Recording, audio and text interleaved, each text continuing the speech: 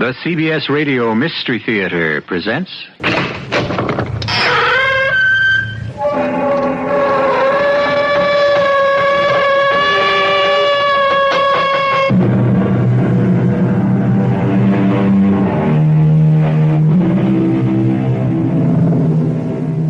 Come in.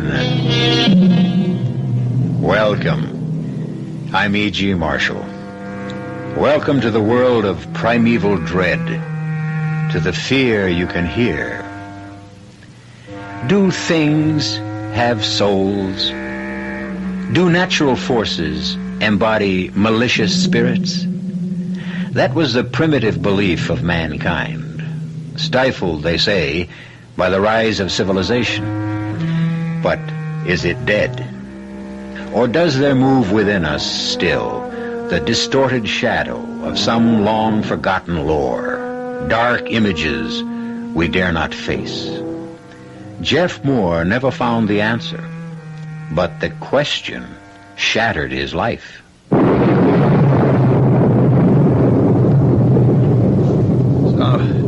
Stop.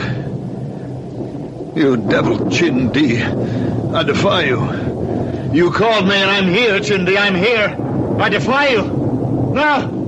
No! Jeff, darling, wake up. What? It's a dream. You're having a nightmare. Oh, wake up. Katie, that terrible dream again. Oh, darling, relax. Shh. Just a storm. It's the horse again. The horse galloping toward me. The rider wrapped in a long black shroud. When he turned his face to me, it was a mass of melting flesh. It was the face of the man we buried out there in the sand. Katie.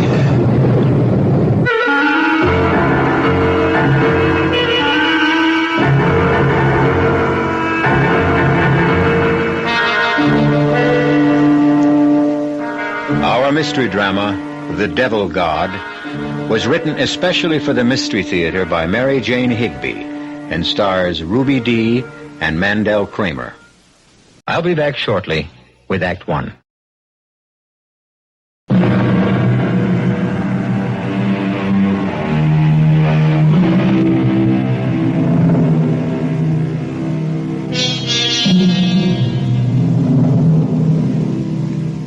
The main character of our drama tonight will never appear. I think you will feel his presence, however, as thousands have felt it through the long centuries that brought us out of the prehistoric cave to the place where we now stand, as Jeff and Katie Moore, a young couple from New England, felt it among the stark cliffs of the Southwest. But let Katie tell you about it. That storm last night shook this old house like a terrier shaking a rat. I lay trembling in my bed while it crashed its way towards us, then burst in a roar overhead. Oh, please help me. Jeff started screaming in his sleep. Help me, please. The way he does nowadays. Help me. And I ran in to comfort him. Help me. Please help me. Jeff, darling, wake up. It's just a storm. It's the horse again. The horse galloping toward me, the rider wrapped in a long black shroud. Suddenly he turned his face to me, and it was a mass of melting flesh, the face of the man we buried out there in the sand. Oh, Katie. It's all right, dear. You'll be all right. Katie, am I ever going to get over this? Funny thing about a vicious storm, how innocent and clean the world looks afterward. In the morning, the air was so shimmering clear that for a moment I thought I was back in Antelope Valley, that day I first saw it nestling in the desert mountains. I didn't know then the terror hidden in those hills. I wish I had known. Dear God, how I wish I had known. I'm sorry about the shape this road's in, folks. This is a road? Are we on our own property yet, Mr. Purdy? It will be soon as we cross the little Yaqui River. It's only 20 miles or so to the house from there. Mm-hmm. Your uncle left you a fine ranch. You're going to be mighty happy when you see what you've got. I'll be mighty happy if I've still got my teeth. It's awfully nice of you to bring us all the way out here. Well, couldn't let you come out alone the first time. You being strangers to this part of the country and all. Now, when we get to the top of this rise, you're going to see a grade A job of government bungling. A few months ago, they sent out some fancy Eastern engineers. First thing they did was pull out the bridge that was here and move it 10 miles downriver. Never stopped to find out there was a house 20 miles back, and this bridge was the only access. Oh, dear. Well, what do we do? The Jeep won't make it through the gully. Yeah. At least I think it will. I better walk down first, though, to make sure. Shall I come with you? No use both of us getting our feet wet. And I can see why he said we'd never make it in our own car. Honey, when I think of your uncle sinking all of his money in this God-forsaken country... God-forsaken? Why, it's beautiful. Come on, darling, you've seen too many John Wayne movies. It's valuable land. I know. And I'm lucky. I married a beautiful woman who turned out to be an heiress. I'm glad we didn't know my Uncle Bush was making me his heir. I'd have thought you were marrying me for my vast holdings. And I just hope that among the vast holdings he left a bottle of scotch. Because I'm going to need it if Joe Purdy manages to get us across these craters of the moon. Well, okay. I just wanted to be sure that there was no quicksand. We're really going down into that ravine. Yep. Here we go. Ooh, it's awfully steep, isn't it? Oh, boy. Well, made it. Shook up. Sorry, folks. Oh. Well, that's the little Yaqui River. River? There wasn't a quart of water in it. No, not now.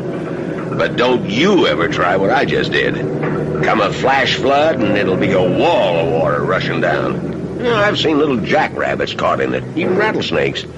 That's why your uncle was so mad about that bridge. You can't get to your land from the new one without scaling the cliff. What? Mr. Purdy, wait a minute now. Are you saying that once you leave us, we're completely cut off, trapped? Oh, no. The ranch hands can always get you out.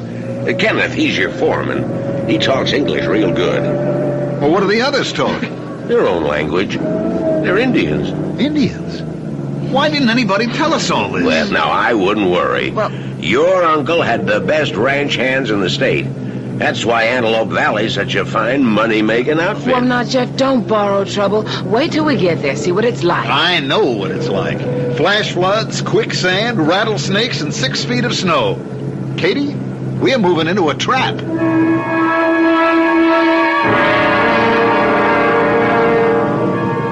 But Jeff's misgivings faded when Antelope Valley lay spread before us. The long white L-shaped house, half hidden in cottonwood trees and bordered by bright flowers. And winding in the distance, the gully that marked the upper course of the little Yaqui. Some Indians were standing around the corral. I waved, but they only stared back. And here we are, folks. Well, Oh. after what we've been through, this is kind of like Shangri-La, isn't it? We'll just get the luggage out. Oh, there's your foreman. Hi, Ken. Hi, Joe. Mr. and Mrs. Moore, Kenneth Yazzie. Yes. Nice to meet you, Kenneth. Yes. I'll help with your bags. Well, thank you. Then, if you'll excuse me, I'll get back to work. We're just finishing up. All right if I show you around later? Oh, yes. Of course. Freezer's well stocked, isn't it, Ken? Sure is.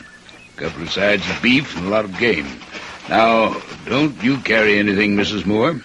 Just get the door for us, please. I've had the house open and airing for you all day. What a nice room. What a great fireplace. And look at this. You wouldn't expect a picture window in a ranch house, now would you? Oh, your uncle built himself a real modern house. Oh, look, up on the hill. What a beauty. Oh, you mean the horse. Hey, that's a Palamino, isn't it? What? Isn't that a Palamino out there? Oh, it's gone. I think you must be mistaken. I think you saw a deer. No, it was a horse, Oh, all with a right. wonderful golden mane. I'm going to get some sugar and see if I can't No. coax it to... What? Leave it alone. Why, Ken? That horse is no good, Joe. Oh, what do you mean? There's a bad feeling about that horse, Mrs. Moore. Leave her alone. She doesn't belong here. Whose horse is it? Bad feeling. Don't go near her. Let her go. But doesn't she belong to us? Doesn't she? Believe me, Mrs. Moore. You staying overnight, Joe? No. Have to get back to the office. The title company won't run itself, you know. Well, you'll stay and have a drink with us, won't you? The boys want to talk to you, Joe. Yeah, sure. I'll go out to the corral and say hello, and, yes, Mr. Moore, I reckon I better have one for that road. We'll be right back. Well, what do you suppose that was all about? The horse, you mean? That Indian looked so funny. I thought he looked frightened. A valuable animal like that shouldn't be running around loose. Oh, come on, darling. I want to see the rest of the house. Oh, look at this kitchen. It's huge. You can walk right inside the closets. Boy, hey, your Uncle Bush Hyatt was no teetotaler. I'll say that for him. Get the ice, honey, and I'll see if I can find some glasses. There's enough liquor here to last the whole winter. What are you staring at? That horse again. Look through this window. It's heavenly. Oh, Jeff. Boy, Joe Purdy's sure deep in conversation with those Indians. They're kind of a sullen-looking lot, aren't they? No, I don't think I would exactly call this place heavenly, honey. Hostile seems a better word. You don't like it. Oh, Jeff, give it a few weeks' trial and... Look, it's beautiful, Kate, but... Oh, I guess I'm just tired. Hello? Hey, we're in the kitchen here, getting it all together. What do you have, bourbon or scotch? Oh, bourbon. Bourbon's fine. I haven't found the soda yet. Will tap water be all right? Never mind the water. I'm going to ask you folks to put me up for the night. Oh, wonderful. Oh, sure. Wonderful. Well, here's to a happy life in Antelope Valley. Yes, Cheers, Joe. Cheers. You don't mind if I call you that, do you? Of course not. Everybody does. Well, I have to ride out behind the hills tomorrow. Oh, why?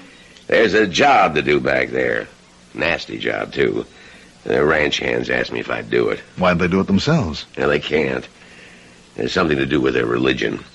Oh, and by the way, I want to talk to you about that. You've got the best cowhands in the state. Now, you'll get along just fine if you respect their ways, their religion. Well, what is their religion? Well, as near as I can figure, the Indian lives in a different world from us. He lives in a world of spirits. Where we see a cloud, he sees a spirit. Where we hear the wind... Well, that's animatism. Well, I wouldn't know about that. But the important thing is not to rile those spirits. Okay, I'll drink to that. No, I'm serious. And I'd advise you to be. Because, well, I've seen some mighty strange things in my time. And now about that horse, Palamino... Now, how about that? Now, is it ours or isn't it? Well, I figure it isn't. You see, anything the lightning god has touched belongs to him. You mean the horse was struck by lightning? It didn't hurt her. One of those freak accidents. But now she belongs to the lightning god. He'll strike down anybody who tries to take what is his.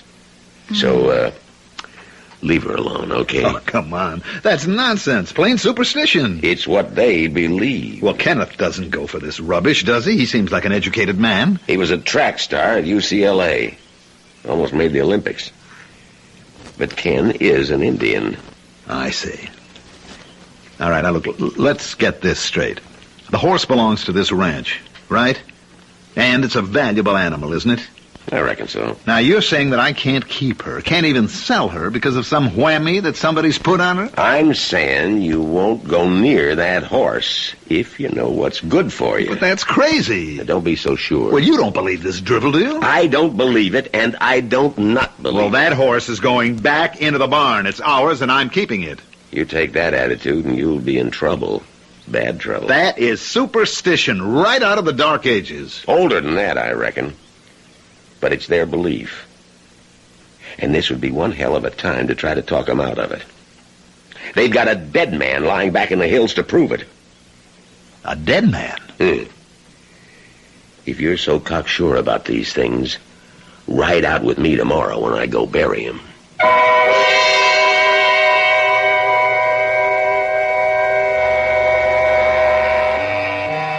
Katie leaves the two men, still stubbornly arguing the pros and cons of superstition, to stand at her bedroom window, watching the motionless stars. As one springs to sudden life and goes skimming across the sky, she makes a wish, then smiles at herself. A meteor, nothing more. What power has it to grant good fortune? Troubled, she turns to her bed and her first night's sleep in the eerie stillness of Antelope Valley. I'll be back shortly with Act 2 of The Devil God.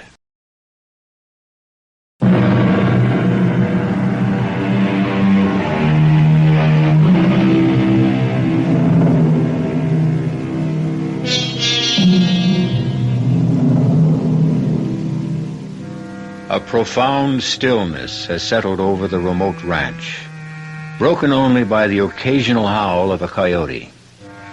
In spite of her uneasiness about the gruesome task her city-bred husband has agreed to undertake with Joe Purdy, Katie Moore has fallen into a deep sleep. She awakes with a start. Someone is moving about the room. Jeff? Oh, I didn't mean to wake you, honey. I'm sorry. Oh, it's still dark. It sure is. When Joe Purdy says early, he means it. I'll get you breakfast. No. We've had breakfast. Don't get up. Katie, do you know where that blue cotton shirt of mine is? I think I put it... Oh, yes. Second drawer down. Okay, now.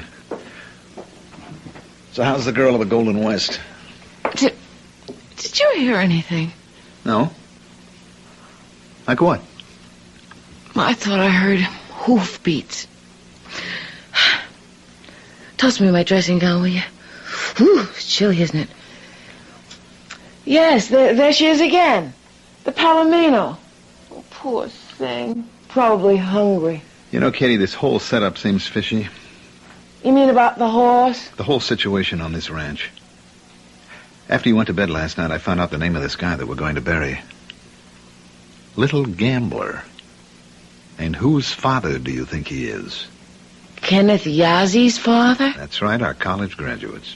Now, superstition or no superstition, you don't leave your father lying out where the buzzards and coyotes can get at him. Ooh, Jeff, don't. I'm sorry, honey, but I tell you, I won't be surprised if we find him shot through the head or stabbed in the back. If we can tell from what's left of him. There's something phony going on. I'm not sure Joe isn't part of it. Oh, no, Jeff. Well, you take this guy's name, Little Gambler. Now, honey, you know that horse is worth a lot of money. You think there was a fight over the horse? I don't know. And I sure don't go for all this mumbo-jumbo about lightning gods and rainbow gods and spirits of death. It's too easy an out. Can you see, is that horse still there? Uh-huh. Poor thing, it needs a good currying. As soon as I'm dressed, I'm going out and putting it into the barn. And Katie, you see that it stays there. The sun was beginning to rise as I watched wiry Joe Purdy and my cheerful blonde husband ride out of sight. I turned to unpacking and settling into my new home. Just after midday, a sudden commotion drew me out into the yard. The barn door was open, and in the dark interior, a golden mane flashed through the air as the Palamino reared suddenly. I could make out two shadowy figures behind her. No, stop! Stop! Don't drive her out! Stop that! My husband put the horse in the barn. She's to stay there. Now, don't let her out. Doesn't either of you speak English? Something wrong, Mrs. Moore? Yes. My husband put the Palamino in the barn this morning, and I caught these men trying to drive her out. I don't think so, Mrs. Moore. Oh, yes, I saw them. The horse is no good. You mean she's vicious? That's absurd. She's as gentle as a lamb. No good for the ranch. She was my uncle's horse, wasn't she? Kenneth, I'm serious about this. We're keeping her. And from now on, I want the boys to take good care of her. They have other work to do. Oh, come on. All this fuss is because she was struck by lightning, isn't it? Let's settle this once and for all. This was my uncle's ranch. Now my husband and I occupy the place that he did. Your uncle understood Indian ways. I understand, too. I know how the ranch hands feel about the lightning god, and I sympathize. But I don't for 1 minute believe in it, and I don't think you do. Mrs. Moore, let the horse go. Otherwise, I cannot be responsible. You don't have to be. Just do as I say. He turned on his heel and left me standing there in the blazing heat. Tears of fury stung my eyes. I watched a buzzard circling in the clear sky. Then the thought of Jeff and the grisly job he had set out to do sent a shiver through me, and I ran back into the cool ranch house. I prowled restlessly from room to room until in my uncle's office I came across a photograph album. A pictorial record of his days as a trader on the Indian reservation. A recent snapshot, not yet pasted in the book, fell out in my lap. On it my uncle had written, Scheherazade, first prize, Santa Fe, 1972. It was the Palamino. I was so engrossed in the album that I didn't notice the change in the weather. A wind had come up and a door started banging. And I ran to fasten it, and I could see the cottonwoods outside writhing in the wind. A few Indians had gathered near the corral. One of them, taller than the rest, wore a big black hat. He was pointing to the east, where a dark, menacing cloud hung over the hills. I felt stifled. I sat down, gasping for breath, and watched while the ugly thing spread like some monstrous growth across the sky. Shortly after sunset, Jeff and Joe Purdy returned. Honey? Oh, Jeff, I'm so glad you're back. Not as glad as I am. What a day. Nasty chore. I reckon it gave your husband a bad turn. You better believe it. You look exhausted, darling. Aren't you coming in, Joe? No, I'll just return our ponies to the corral, and then I got to get on my way. I want to keep ahead of that storm, at least till I cross the little Yaqui.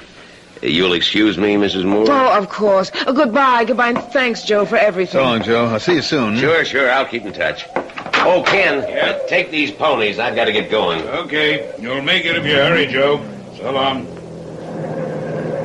Oh, come on in, darling. Yeah. Those cow ponies are tough little animals. I don't think anything else could have made this trek. It was rugged, huh? You'd never believe it, honey. I'll say this for the lightning god when he sets out to do a job.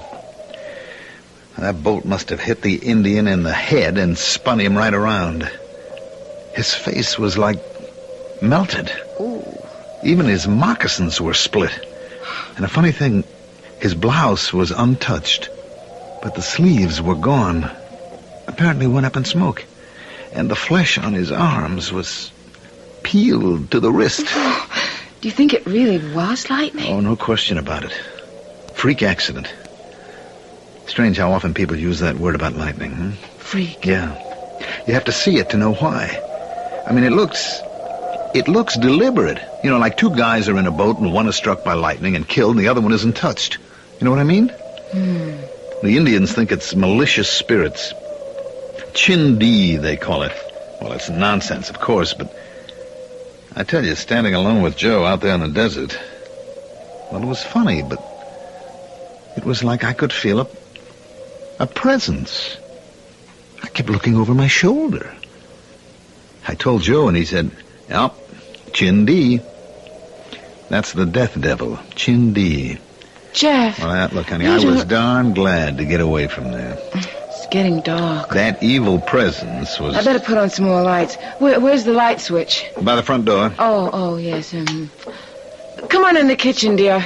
I've got a good, rich beef stew on the stove, and you'll feel better when you've eaten. Mm-hmm.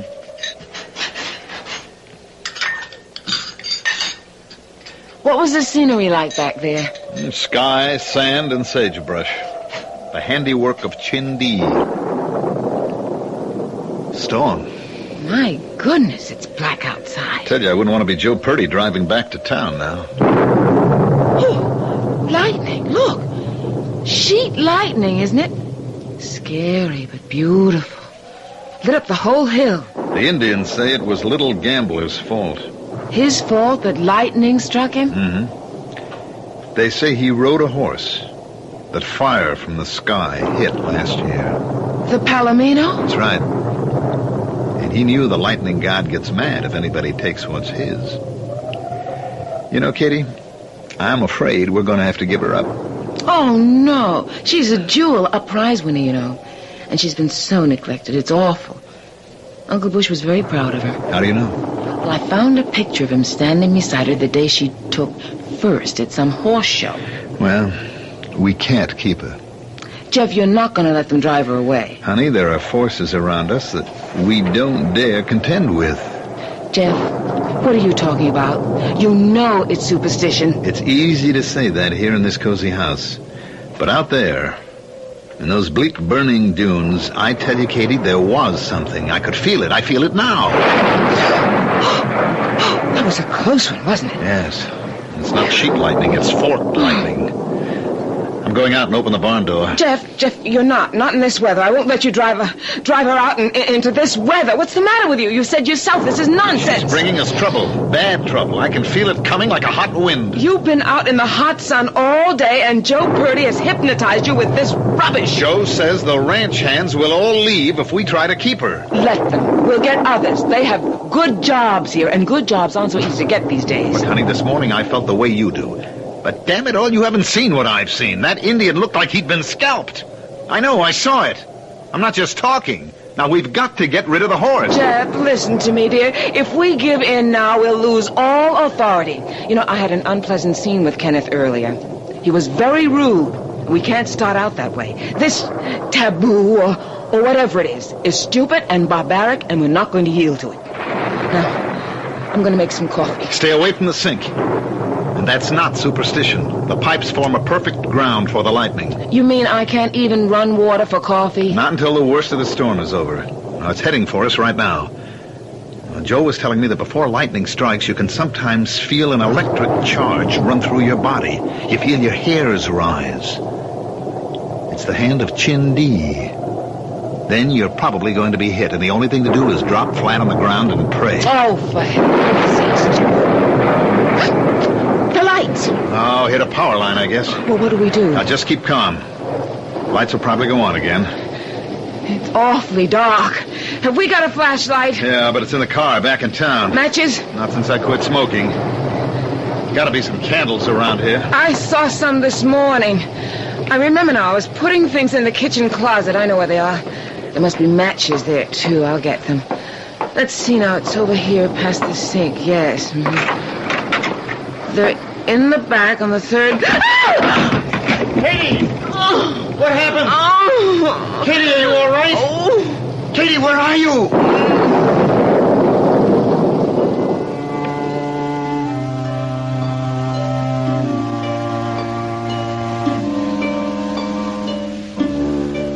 Groping his way through the darkness, Jeff struggles against the sudden rush of his own superstitious fear. But one man's superstition is another man's firmly held faith. And perhaps the only safe conduct through the uncertainties of this valley of shadows is a healthy respect for the beliefs of others. Common courtesy or common sense should teach us that. If not, the powers that be may find harsher ways to bring the lesson home. I'll return shortly with Act 3.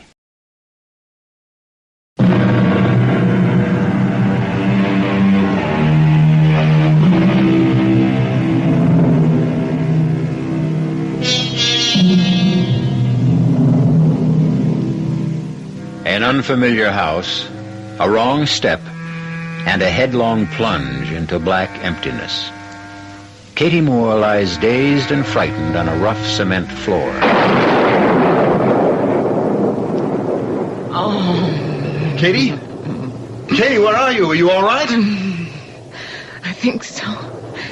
Don't try to get to me, Jeff. Wait. I'll see if I can get up. Oh. Are you hurt? I don't know. Yes, I think I fell down some steps. Oh, my shoulder. Don't move. Damn it, if I only had a match. Yes, there are steps here. Be careful. All right. Now, where are you, darling? Here. Oh, okay. All right, listen, do you think you can put your arm around my neck? I'll try. All right. Easy now. Huh? No. I better not try to move you then till we get some light. I gotta find those candles. I'll be right back, darling. Watch yourself. Right. Watch yourself. Hello? Some Moore? Oh, Ken, thank God you brought a light. I could see from the bunkhouse that the place was still dark. I figured you didn't have a flashlight, so I brought a couple of kerosene lamps. But my wife fell down the cellar steps, and I'm afraid she's badly hurt. I didn't dare try to move her. Ken's brought us some lamps, dear. It just happened a minute ago. She fell down these steps. She was looking for candles. She thought she was going into the kitchen closet, and she opened the wrong door. I can't move. I can't turn over. Let's see, dear. Oh, boy. Looks like it's the shoulder, the collarbone. My legs feel all right. I can move them. Try slipping your arm around her waist. I think I can hold her so it won't be too bad. All right. But it's Easy, going to hurt some, Mrs. Moore. Ready? Yes. All right, you think we dare lift her? Yes. I've got her. Tell me when you're ready. All right now. There. Easy, darling. Does it hurt? A little. I think I can walk up. Easy. Okay. Nice and I've slow. got you. Careful. Now, one step at a time. That's it. Bring the lamps. Yeah, I have them. Take it easy, darling. Easy now. Just a few more steps. Just get me to the sofa. Okay. Can we get the lights on again, Kenneth? Not a chance. Till the worst of this is over. I have a hunch it hit the generator. I'm going to have to get back to the bunkhouse. All right, here we are now. Easy now, Mrs. Moore. Careful now. Easy, dear. I don't want to leave the ranch crew alone too long. They're restless. Yes, I understand. All right, go ahead. And Ken? Yes? Go to the barn and get rid of her. My horse? No. Katie, oh, no. Don't make waves. Not now. You're right. Do what you think's best. Thanks. It'll make things a whole lot easier for me. That was a bright flash. Lit up the whole room. Oh, my God. What is it? Did you see that? Yes, I saw. They can't do this to us. Stop them. I'll try. Well, what's the matter? What happened? The ranch hands, honey, they're leaving. In that last flash, I could see a long line of ponies. They're all just quietly riding away. Oh, Jeff, I'm frightened. All right, now we have to keep our heads here. We can leave, too. I don't know, but people have been in worse spots than this. Now, look, we have plenty of provisions. It can't rain forever. I never saw such a downfall. Ken? Did they take all the ponies? No.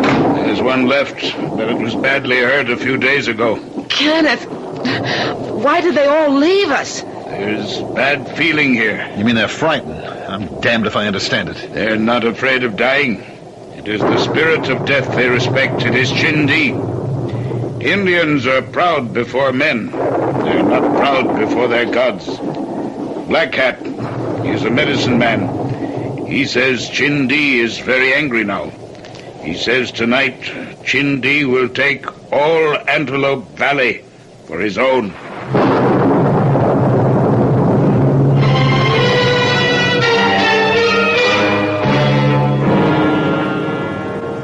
By morning, I was running a fever. It rained for 4 days without let-up. But part of the time I was delirious, so my memories are confused. Try to drink this, dear. I want some orchids. Orchids, please, Jeff. Honey, it's chicken broth. I want an orchid. Try to take a little, huh? Mr. Moore, I'm afraid it's going to flood. A little yucky? There are sandbags in the barn. We've got to make a dike to protect the house. The river doesn't look that high. Remember, there's no vegetation in these hills to hold the water. A sudden downpour runs right off. Flash flood. Come on.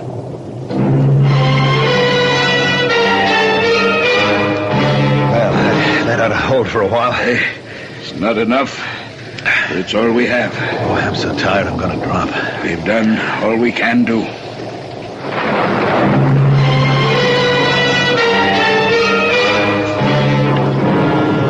Mr. Moore, we'll have to move to higher ground. When that water hits, the house may go. We can't, man. We can't move Kitty outdoors in her condition. We'll set a tarpaulin tent on the hill. Take blankets. Hurry. It'll come any time now.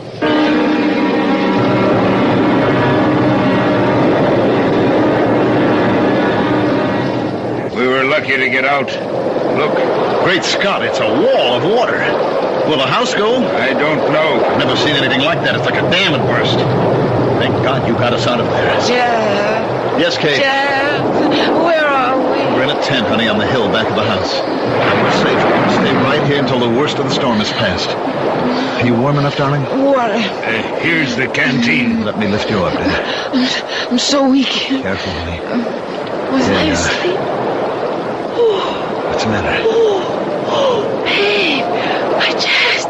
Jeff. Just try to be quiet, darling. Ken, I've got to get a doctor. Now, if a man had a horse, could he make it out of here now? He might, if he knew his way. The barn is still standing. Yes. I'm going to see if that Palamino is there. You could never find the pass. Even in good weather, somebody would have to show you the first time. In a storm like this. Look, I've got to do something. I can't stand by and let my wife die. I'll go out to the barn. No. I don't expect you to touch the horse, Ken. I understand these things better now. But you can see that I must go. First, let's see if the horse is still there. Jeff, Yes, Dad. I'm cold. Yeah, the blanket has slipped off. Let me wrap it around you. Where's Kenneth? He went out to the barn a little while ago. I've been dreaming. A man was riding by on a horse, and suddenly the horse burst into flames. Quiet, dear. Quiet, darling. That sounds like who? It must be Ken. He's taken the Palamino. Ken, no! Ken, I'll go! Ken, come back! Has he deserted us too? No, he's going for help. Oh, the poor guy. He must be frightened to death on that Palamino.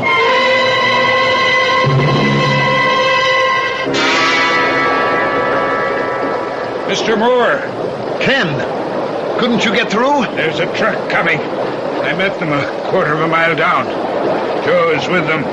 It's search and rescue from town. Search and rescue? That's a local organization. They have special equipment. Mostly they go after hunters who get lost in the San Francisco peaks. Well, how did they know about us? The ranch hand sold them. Managed to throw a makeshift bridge across the Yaqui down below.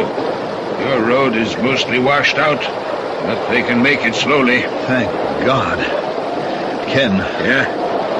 Ken, I want to thank you for what you did. I know what it meant. It's all right. Look, we were wrong, Ken. We behaved badly. But when you've lived all your life a certain way and believed certain things, it's just hard to... Well, anyway, everything will be okay now. I hope you're right. Uh-oh. We better get back under the tarpaulin. The rain's starting again. Chindi circled around. He's coming from the other side now. Oh, nonsense, man. We'll soon be out of here.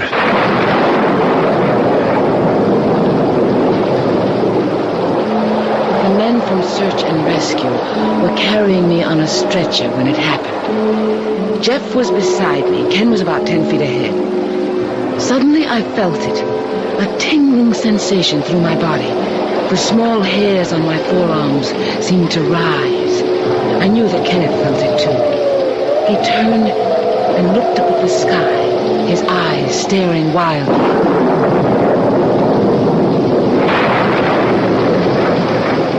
There was a blinding flash. Then Ken was lying on the ground. Ken! Oh, my God. Kenneth! Don't try to get up, Katie. Joe. Joe, is he... Yes. He's dead. It's my fault. We goaded him into riding that horse. I wouldn't let her go. I killed him. I killed him. I'll never forgive myself. I'm a murderer. Now, Mrs. Moore, it's not your fault. We don't control these things. They're accidents. You said Chindi would kill anyone who touched his property. You said it. You know you did. It is my fault. It is. I killed him. Katie, please, dear. I killed him. Please. He saved our lives. Katie, now stop it. Stop it. You have got to get this straight now. It was an accident. Do you hear me? An accident. I know. I killed him. I'll never forgive myself. It was not an accident. You all know what it was. Why don't you say it? It was Chindi. Oh, God, forgive me. I killed him. She was to blame all her life. She's hysterical. Chindi. Katie, listen to me. There is no Chindi. What happened was an accident. You've got to hold on to that fact. There's the horse! Get rid of her! Drive her away! Take Mrs. Moore to the truck, boys. We'll have to come back for Kenneth later. No, I won't go unless you bring Kenneth too. You're not going to leave him here alone. Katie, watch me. I'm going to ride that Palamino. Chindi! I'm taking your horse, Chindi. I defy you! If you're there, show us your power now! I defy you! There is no Chindi!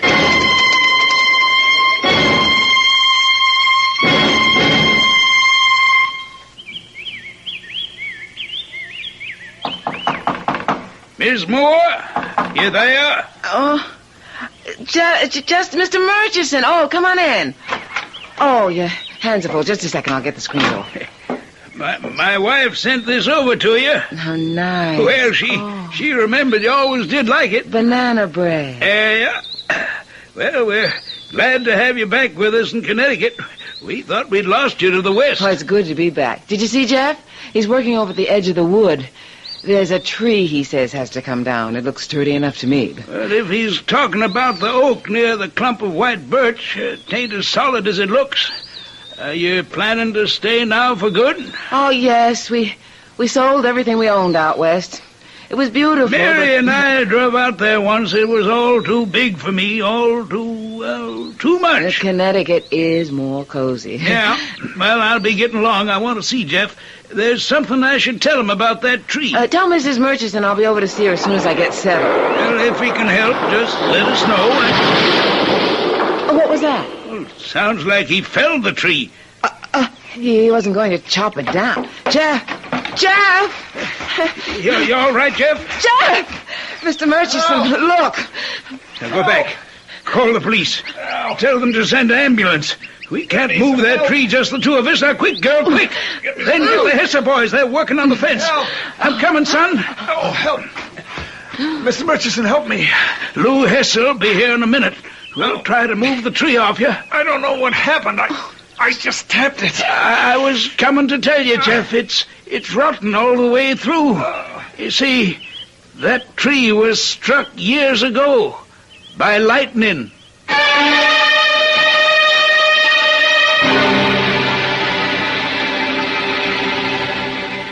Jeff Moore is in a wheelchair now. Nobody knows just why. The doctors say he suffered no permanent injury when that tree fell. But sometimes late at night, when she hears the wind rising, the rain beginning to fall, Katie's thoughts go back to Antelope Valley and Kenneth Yazzie and the Palamino. And she wonders. I'll be back shortly.